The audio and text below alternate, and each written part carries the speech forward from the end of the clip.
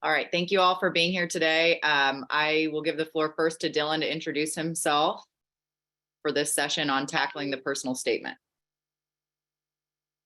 Hi, everyone.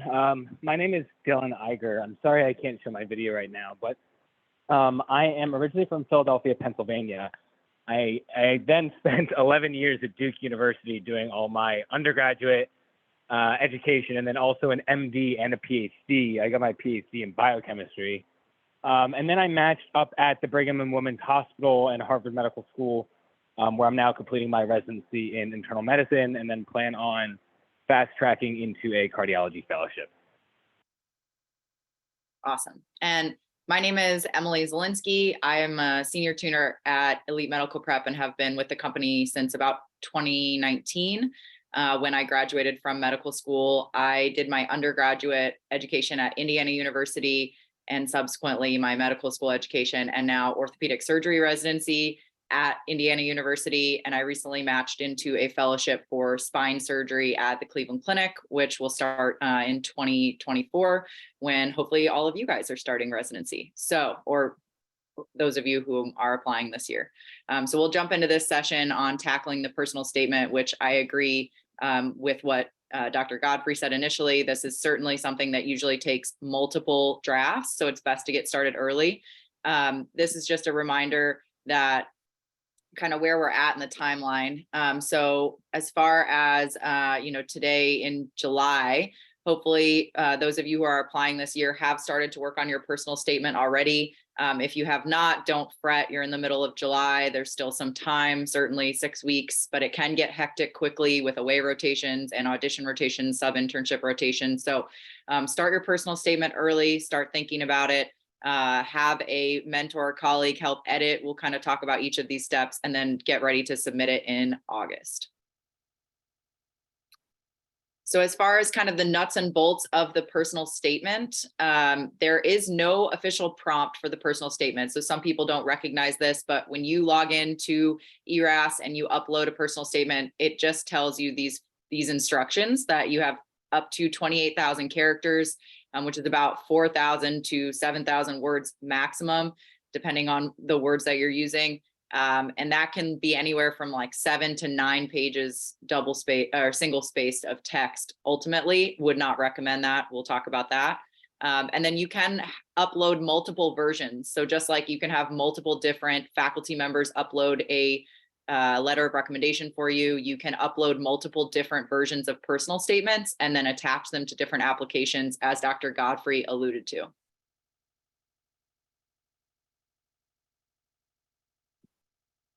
Okay, briefly here, some of the do's of personal statement writing that we wanted to be sure to hit on. So do keep your personal statement short and sweet. Please remember that there are tons of applicants for each specialty. And at this point in time, I think almost universally, there are, at least in orthopedic surgery, a lot of applicants are applying to every single program because there's decreased costs now that we're doing virtual interviews. And so the only cost that you have in the interview cycle is going to be your application fees. So if all of the applicants are applying to all programs, then programs are having to read everybody's personal statement. So if you have a personal statement that's more than 1 to 1.5 pages long, single spaced, it's going to be very difficult for a reviewer to completely read your personal statement in its entirety. So consider that when you're writing and keep things short and sweet. Do write about experiences not listed elsewhere. So the purpose of the personal statement is not to regurgitate your application in prose and talk about X, Y, and Z experiences that are listed elsewhere. Use it as an opportunity to supplement your application with something that reviewers maybe will not get from reading through the rest of your application. So try to keep it unique and interesting and honest to you. Do use concrete examples to illustrate your skills. So if you want to write about how you are a really good team player, sometimes using a story to demonstrate, a time where you learned about the importance of teamwork or something of that sort is more impactful than simply saying, I am a good team player. Those types of demonstrations or stories can be more interesting to read and do more for your personal statement than just stating things about yourself. So the other on kind of on that same note, do try to tell a story. It's nice if it's interesting to read. And again, not just a regurgitation of other aspects of your application. And if you can string things together in a story, whatever story you want to tell, ultimately, again, there is no prompt and there's no right or wrong in terms of what you write about. So try to write a story and then do write something that is unique to you. So don't try to, you may read examples. Do not try to, write exactly what someone else has written. And whatever it is that motivates you or you think is pertinent to include in a personal statement about, your path to residency and medicine is totally acceptable to include. You do not have to write strictly about medicine, medical school, why you're applying to your specialty. You can include other aspects of your life or experiences in your personal statement, and you can write about whatever you ultimately choose to use to kind of talk about yourself.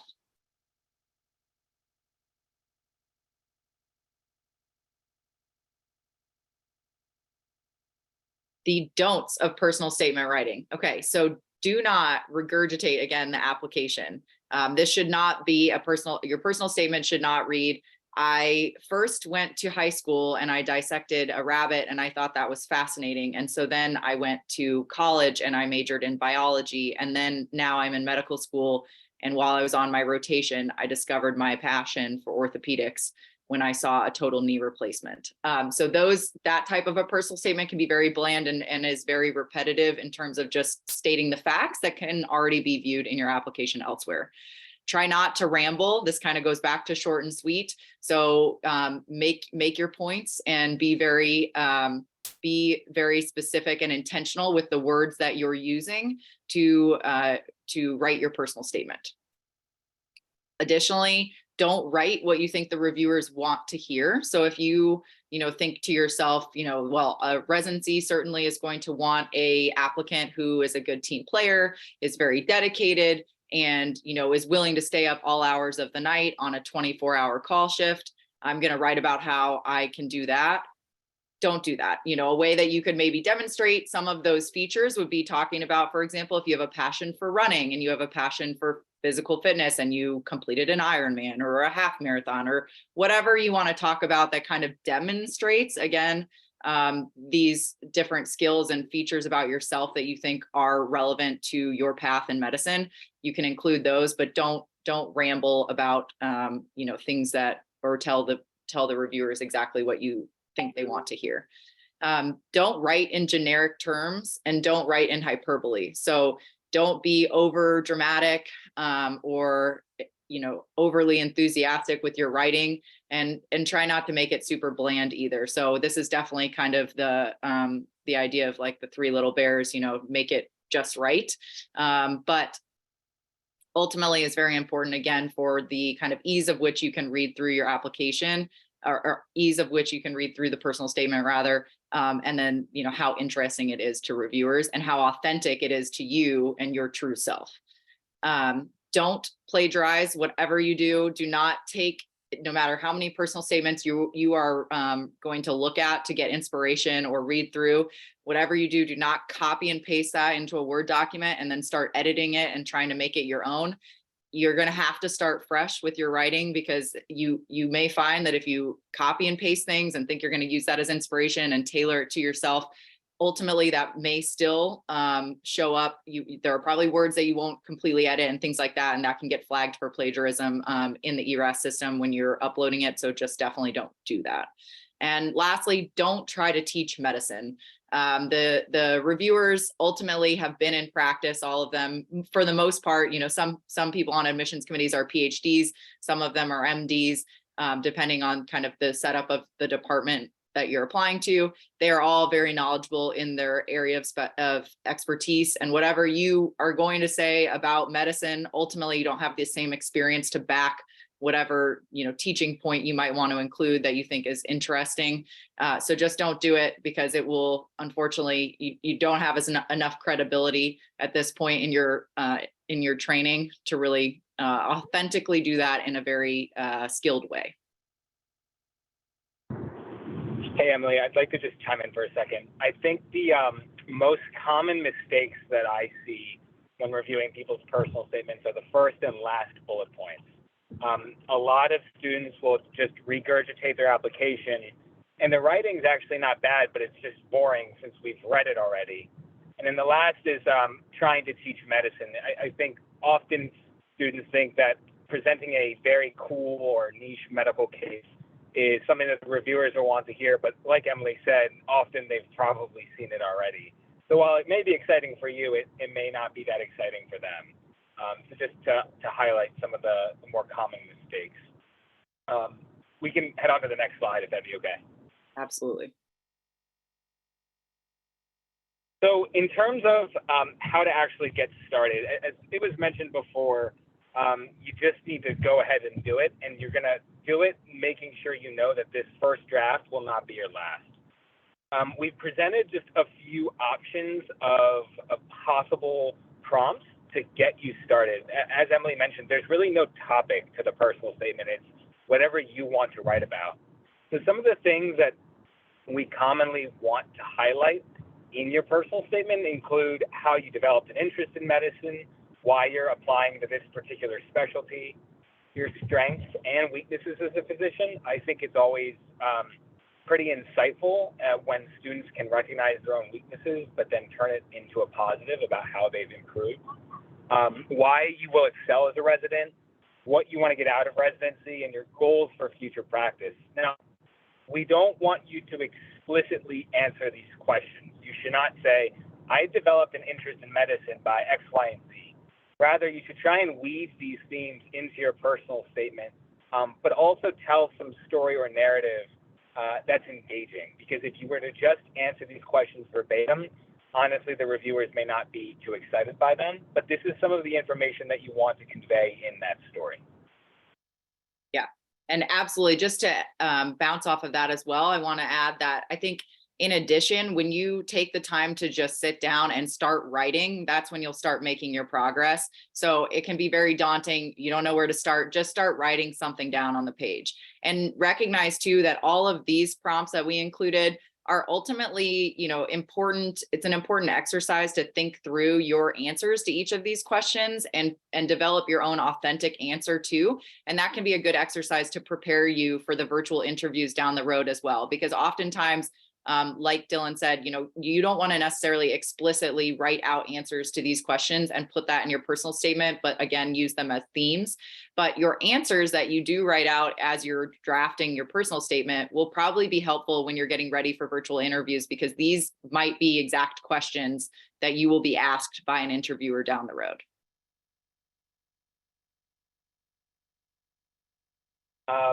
And then once you kind of start thinking about those fundamental questions, as Emily and I both alluded to, you want to weave them into a story.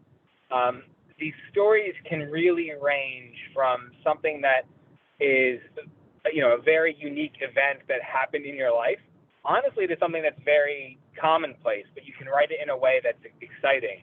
But again, you want to incorporate why, as we've listed here, you're passionate for medicine, why you're passionate for this specialty, strengths and weaknesses. And so I think one of the most important and something that is really being sought after today is understanding who you are as an applicant, not just from your accomplishments, but also how you identify in your personal background. I think we can all recognize that there's, at least at the U.S. residency programs, there's a history of a lack of diversity. And in order to deliver the best care we can for our patients, we are looking for a more diverse physician population. So that is something that I'm seeing that a lot of students are capitalizing on, and I would highly recommend you think about what unique perspectives can you bring to the table based off of your personal background, where you come from, your personal and cultural heritage.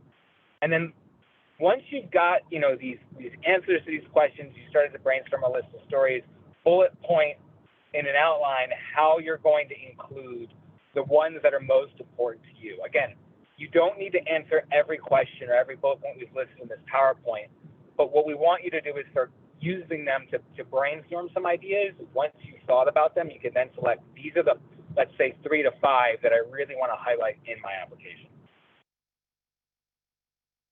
Absolutely. Okay, as far as the actual practice of writing goes, once you've brainstormed and you have a list and an outline of kind of what direction you're going, the first thing, the way that you're going to open your personal statement should be with some sort of hook to captivate your readers and keep them interested and intrigued in what you're going to say next. We'll talk about that a little bit on the next slide. And honestly, most of us, I recognize, being that we're all science oriented people for the most part, probably the majority of you don't have an experience with a ton of literature and English writing. You likely were not majors in writing, so the reviewers understand that. But again, this kind of goes back to the point of, try to tell a story and make it interesting and make it authentic to you. And you want to try to hook them at the beginning so that they are interested in reading the entirety of your personal statement.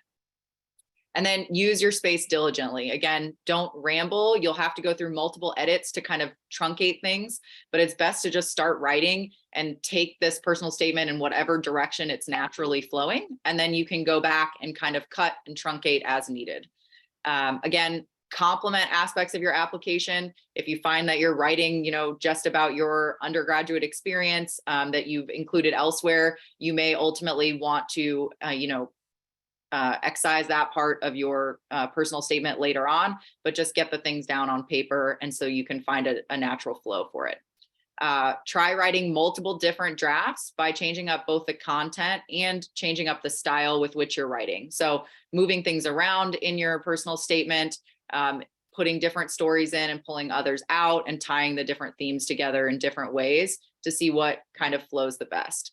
And then ultimately, you also will need to decide whether or not you want to include content that is specific to a program or city or area, for that matter, of the United States. So, if you, there are pros and cons to doing this. I think one, it can be very time intensive to write a number of different personal statements and write them all very well. And so if you're writing, your personal statement and you're planning on putting in a tidbit specific to a individual program or area of the US, then you need to kind of accommodate for that in the rest of the text that you include in your personal statement, so that you kind of save space for whatever sort of specific content you want to include relevant to the city. And then additionally, to Dr. Godfrey's point from earlier, you need to be careful when you ultimately upload and attach your personal statement to your applications for each program, and ensure that you're uploading, you're naming each of your personal statements with a very specific and identifiable name. And so that you don't inadvertently attach the wrong personal statement to the wrong, area of the US type of program that you are applying to.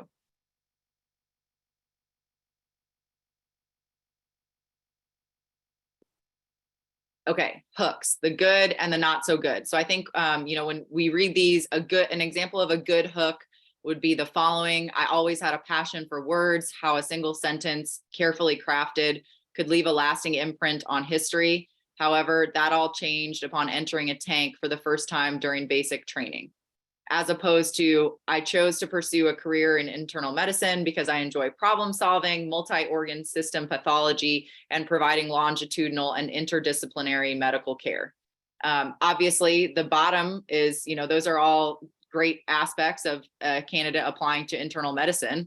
But ultimately, that's not a very exciting hook, as opposed to, the first, where you say that all changed, which suggests that then the author is going to continue telling you why that changed for that person in the rest of the personal statement, and kind of encourages the reader to continue reading.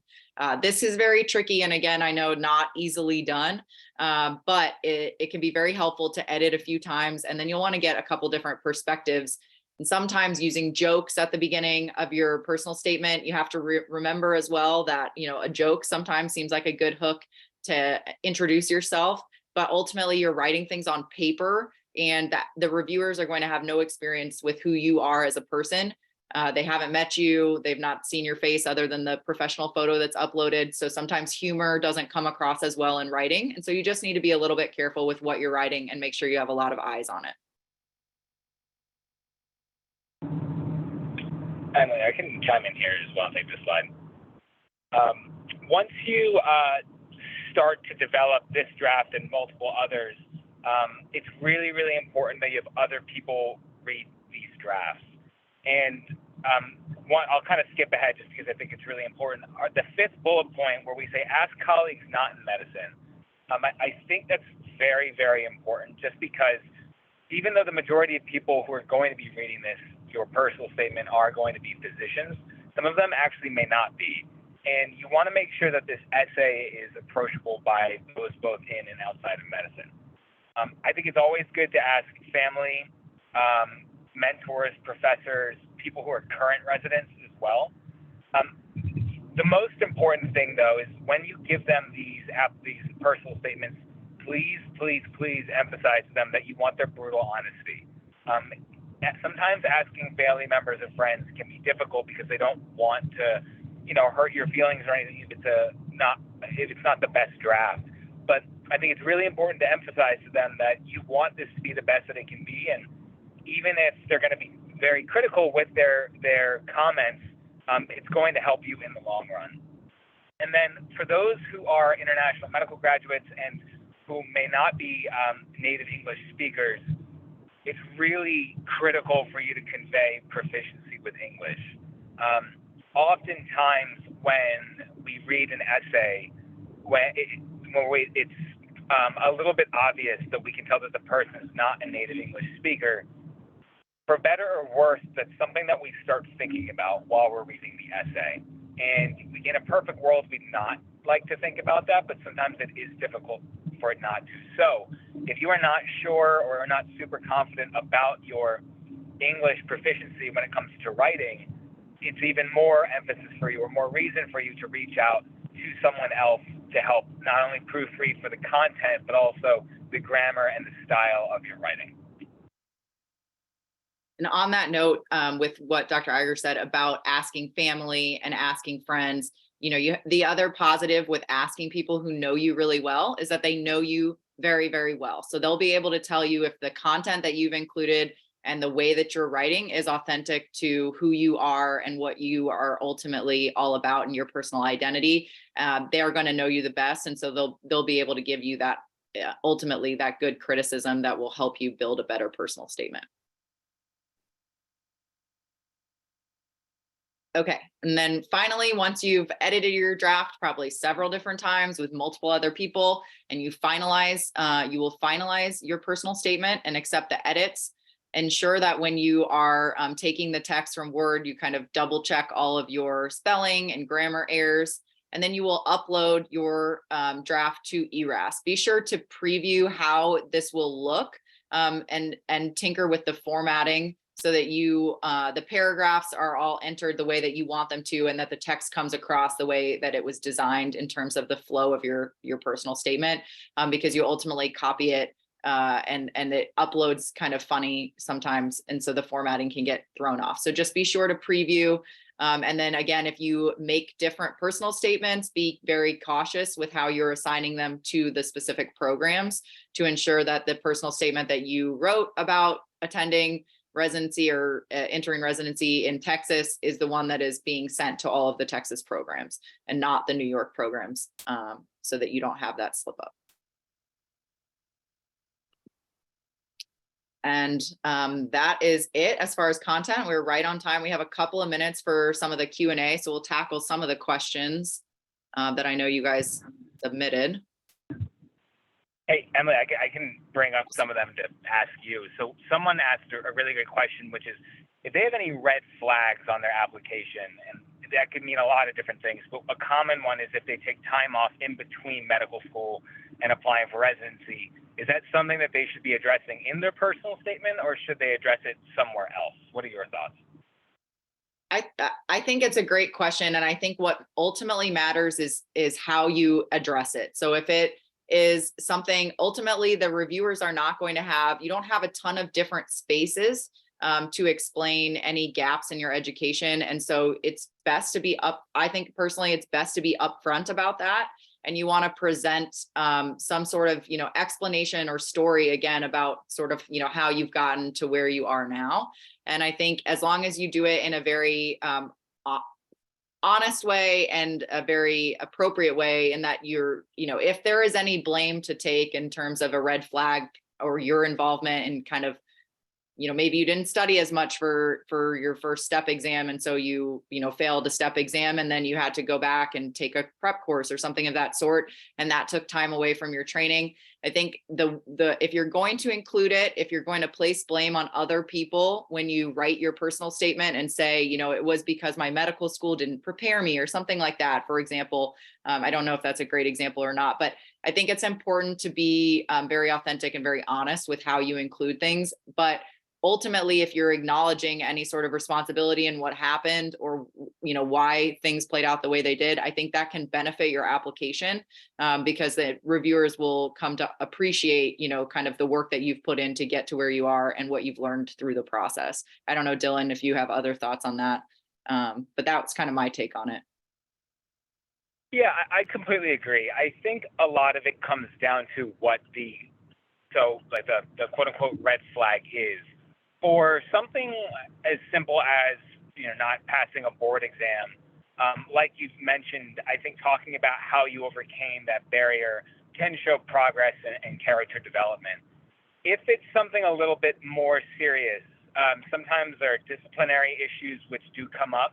Those are something that you may need to be a little bit more upfront about and devote some more time in your personal statement, just because that honestly deserves a little bit more of an explanation. But if you've been pursuing research or other academic opportunities to strengthen your application, I don't think you have to spend too much time on them, because you want to make sure you leave ample space for you to talk about other, honestly, a little bit more exciting and components of your personal statement. One of the other questions that came up was about kind of what we used to call the supplemental application, but now the writing about your top 10 activities and kind of the 3 most important activities. I just wanted to mention that that's something that we're going to be covering later, and we will talk a little bit more about how you write about those components of your application. And I think we have a little bit more time, so Emily, I'll ask you one last thing. Should the application or should the personal statement be something that you tell a chronological story, or does it not have to be? So I think it absolutely does not have to be chronologic at all. There may be points where it's pertinent to include, if there was some sort of impactful experience that led you from A to Z, or changed the way that you viewed medicine or what have you, and kind of has been ultimately a driving force for you in your pursuit of this career, then I think it can be very relevant to include that kind of chronology. But otherwise, it doesn't necessarily need to be chronologic. You can write about whatever it is that motivates you, drives you, whatever you feel like you want to display for your reviewers to read, so that they can get to know you better. And it absolutely does not need to be chronologic.